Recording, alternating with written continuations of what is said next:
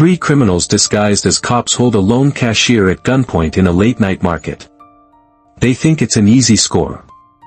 They didn't count on their next customer being a thirsty, and very dangerous, Steven Seagal. The stillness of midnight had settled over the quiet suburbs. Well past the hour when the city's pulse slows to a faint hum, a solitary light glowed, a 24-hour convenience market, an island of sterile fluorescence in a sea of darkness. Inside, the air smelled of floor cleaner and old coffee. Sarah, the night shift cashier, leaned against the counter, the exhaustion of her long shift settling deep in her bones. She idly scrolled through her phone, the silence broken only by the buzz of the coolers and the faint, tinny sound of a forgotten pop song from a ceiling speaker. Miles away, in a private dojo, the sharp clap of a hand hitting a training mat echoed one last time. Steven Seagal stood alone in the center of the room, his breathing slow and controlled, sweat glistening on his brow. The training session, a grueling 3-hour solo affair, was over. He moved with a deliberate, almost reverent grace as he wiped down, his mind settling back into the quiet rhythm of the world outside his sanctuary. He was thirsty, a deep, bone-dry thirst that only cold water could quench. He slipped on a simple black jacket over his dark training shirt, his movements economical. The drive was silent, the streets empty. As he pulled his unassuming black SUV into the market's deserted parking lot, he didn't know he was driving toward a flashpoint. He was just a man, after a hard night's work, looking for a bottle of water. For Sarah, he was about to become an unwitting, and unwilling, savior. The market's automatic door hissed open, admitting not Seagal, but three men whose presence instantly soured the sterile air. They wore police uniforms, not perfectly crisp, but convincing enough to a tired cashier at 1 a.m.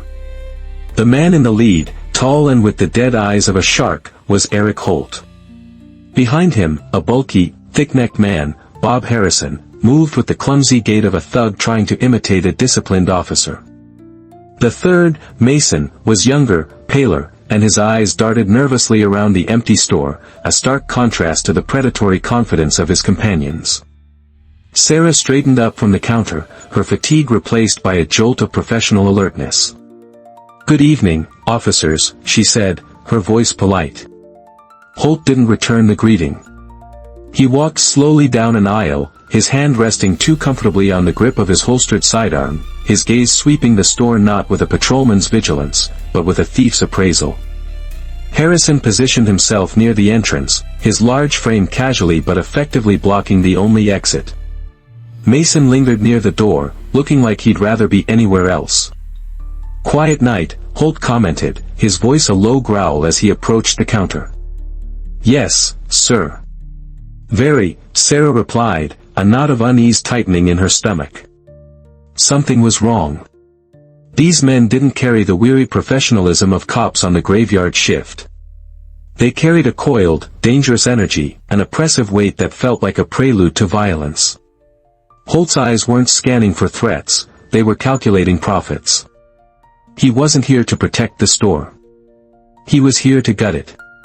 His gaze settled on the cash register, and a thin, cruel smile touched his lips.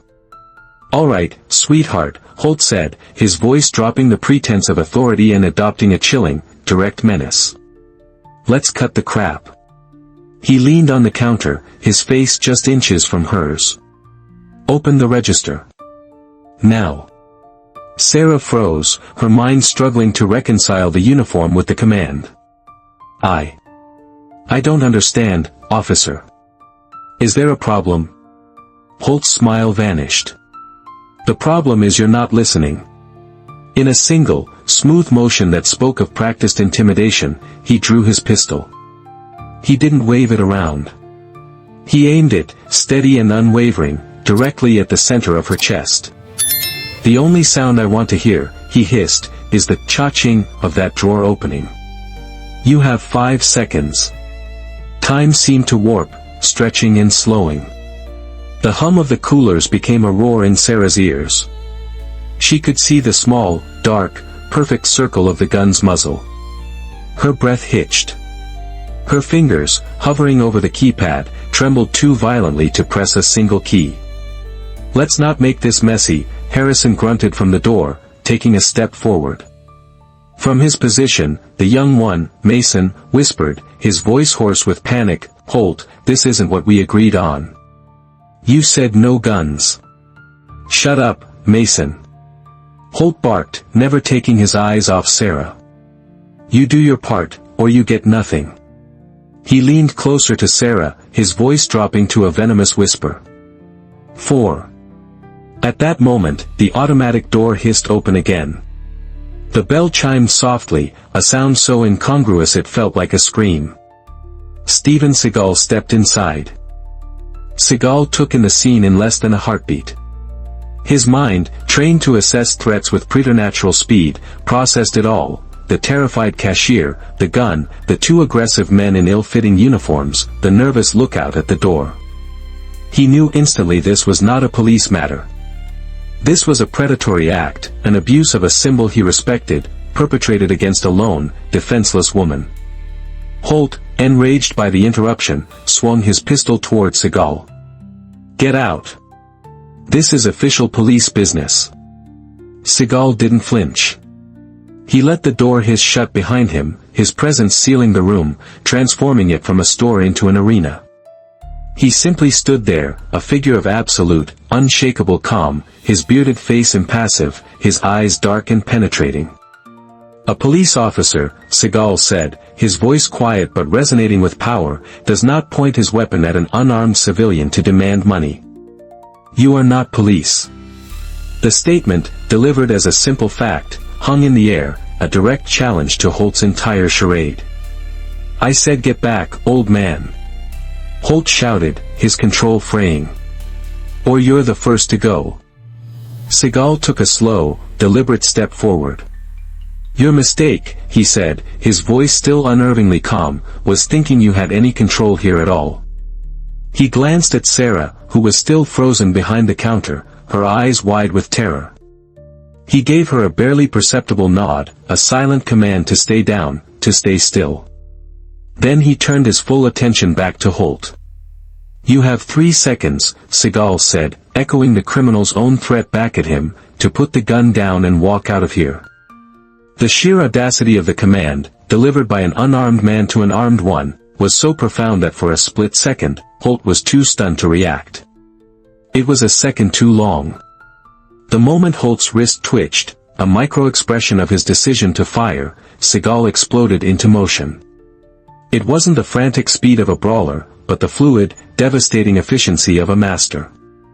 He moved inside the arc of the outstretched gun arm, his own hand a blur. It wasn't a block, it was a deflection, a classic Aikido technique. With a sweeping, circular motion, he guided Holt's arm upward. The pistol fired with a deafening roar, the shot going wild, punching a jagged hole in the ceiling tiles. Plaster dust rained down. Sarah screamed and dropped fully behind the counter. Before Holt could process the disarmament, Seagal's other hand struck. An open palm strike, atomy, to the side of Holt's neck, precise and powerful. Holt's eyes rolled back for a second, his body going limp. Seagal twisted the gun from his nerveless fingers, the weapon skittering across the floor. Simultaneously, the second man, Harrison, charged forward, baton raised. He was bigger than Seagal, a battering ram of pure muscle. He swung the baton in a vicious downward arc. Seagal, having already pivoted from Holt, met the attack not with force, but with movement. He flowed with the direction of the strike, his body turning like a revolving door. He grabbed Harrison's extended baton arm, using the man's own momentum to pull him off balance and spin him around. As Harrison stumbled past, Seagal delivered a short, brutal elbow strike to his kidney, followed by a sweeping leg kick that took out his support leg. The big man crashed into a towering display of soda bottles with a sound like a car wreck. Plastic burst, carbonated liquid sprayed, and he went down in a shower of sticky fluid and collapsing cardboard. Holt, recovering from the initial nerve strike, surged up from the counter with a roar of rage, diving at Seagal. Seagal, in a smooth, continuous motion, turned back to face him. He didn't counter with a punch. He simply stepped into Holt's charge, dropped his center of gravity, and executed a flawless projection throw, Irimage. Holt, expecting a collision, found only empty air and a fulcrum. He was launched over Seagal's hip, flying through the air before slamming onto his back in a puddle of spilled soda. The fight, which had begun with a gunshot, was over in less than 5 seconds. 2 armed men were down, neutralized by a series of movements so fluid and precise they barely seemed real. With Holt and Harrison writhing on the floor amidst the wreckage, a profound silence fell over the store, broken only by the hum of the coolers and the distant, approaching wail of sirens. Seagal stood in the center of the chaos, his breathing even, his posture relaxed, as if he had just completed a particularly satisfying kata. His gaze then shifted to the entrance. The third man, the young, nervous one named Mason, stood paralyzed, his own gun still in its holster, his hands trembling at his sides. He hadn't moved. He hadn't drawn his weapon. He had simply watched the entire, terrifyingly efficient takedown, his face a mask of pale, frozen horror. Seagal looked at him. He didn't shout. He didn't make a threat. He simply met the young man's eyes. In that single, unwavering gaze, Mason saw not just a threat, but a profound, uncrossable moral line. He saw the end of the road his older, more violent companions had chosen. He saw a man who embodied a kind of power he couldn't comprehend, a power that was calm, absolute, and decisive. Slowly, as if his limbs were made of lead, Mason's hands went up into the air. His eyes, wide with fear and a strange kind of relief, were still locked on Seagal. He dropped to his knees, the sound of his knee pads hitting the linoleum floor echoing in the quiet store. Without a word being spoken, he had surrendered. He hadn't been defeated by a physical blow, but by the sheer, overwhelming presence of a man who represented a world of discipline and consequence he had only just realized he was not prepared to enter. The quietest man had won the final confrontation without laying a finger on his opponent. The flashing red and blue lights painted the store's interior in frantic, strobing patterns. The doors burst open and real police officers, uniformed, alert, and moving with tactical precision, flooded the space. "Hands! Show me your hands," a commanding voice shouted. They found a surreal scene. 2 men groaning on the floor, one soaked in soda, the other dazed near the counter. A third man on his knees at the entrance, hands up. A terrified cashier peeking over the register. And in the middle of it all, a tall, bearded man in black, standing perfectly calm, his hands raised in a gesture of peaceful compliance. The officers quickly and efficiently secured the 3 suspects, cuffing them amidst a stream of curses from Holt and whimpers from Harrison. Mason remained silent, his gaze fixed on the floor. A stocky, older detective with salt and pepper hair and sharp, intelligent eyes stepped forward, his badge clipped to his belt. "Detective Ramirez," he introduced himself, his gaze assessing Seagal. "Mind telling me what the hell happened here?" "They were robbing the store," Seagal said, his voice even. The one in charge, he nodded towards Holt, drew his weapon on the cashier. "I intervened." Ramirez looked at the single bullet hole in the ceiling, then at the 2 incapacitated men, then at Seagal, who didn't have a scratch on him. "You intervened?" he asked, a hint of professional disbelief in his voice. "I de-escalated the situation," Seagal replied, his choice of words deliberate. Before Ramirez could respond, another officer who was cuffing Holt looked up. "Hey, detective. I know this guy. Eric Holt. Ex-cop. Fired 2 months ago for abuse of power." The pieces of the puzzle clicked into place. These weren't just robbers, they were disgraced lawmen turned predators, using their old uniforms to inspire fear. Detective Ramirez's expression hardened as he processed the information. Holt. Harrison. Both washed out of the force for excessive force complaints and extortion, he muttered, more to himself than to anyone else. "Looks like they decided to take their severance package from local businesses." His sharp eyes moved from the cuffed criminals back to Seagal, a new level of understanding and respect dawning. You didn't just stop a robbery, mister. Seagal reached slowly into his jacket and produced a slim leather wallet, handing over his driver's license. Ramirez took it, glanced at it, and then froze for a second, his professional composure finally cracking. He looked up, his eyes wide.